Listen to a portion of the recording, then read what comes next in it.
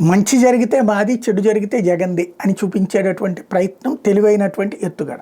మద్యం దుకాణాలు ఇప్పుడు వైఎస్ఆర్ కాంగ్రెస్ పార్టీ వాళ్ళు అసలు అప్లై చేసే ధైర్యం చేశారా ఎక్కడైనా? చేస్తే గెస్తే తెలుగుదేశం వాళ్ళతో కుమ్మక్కై చేసుకోవడమే తప్పించి లేదు.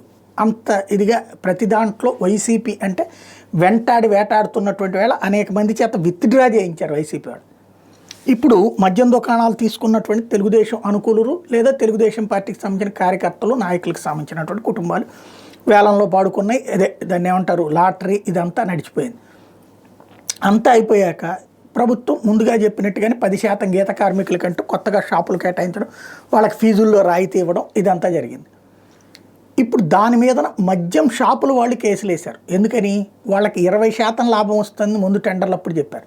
తీరా చూస్తే 7%కి మించి రావట్లేదు. అందులో మళ్ళీ లోకల్ ఎమ్మెల్యేలకు వాటా, లోకల్గా ఉన్నటువంటి అధికారులకు వాటా, ఇవన్నీ దాటితో నష్టం వస్తున్నటువంటి వేళ ఇతర రాష్ట్రాల నుంచి తక్కువ రేటు కంటే ట్యాక్స్ లేని మద్యం తెచ్చి ఇక్కడ అమ్ముకునే పరిస్థితులు, మళ్ళీ అందులో కూడా రాజకీయ జోక్యం ఎదురవుతున్నటువంటి సిచ్యుయేషన్. వీటన్నిటితో విలవిల్లాడుతుంటే కొత్తగా ఇప్పుడు మళ్ళీ ఈ రిజర్వేషన్ కింద కేటగిరీ కింద, అంటే ఇది ప్రత్యేకించి గీత కార్మికుల కోసం అని ఇవ్వడం వల్ల మళ్ళీ వీళ్ళ వ్యాపారం దగ్గరలోనే ఇంకొక పోటీ షాప్ వస్తుంది.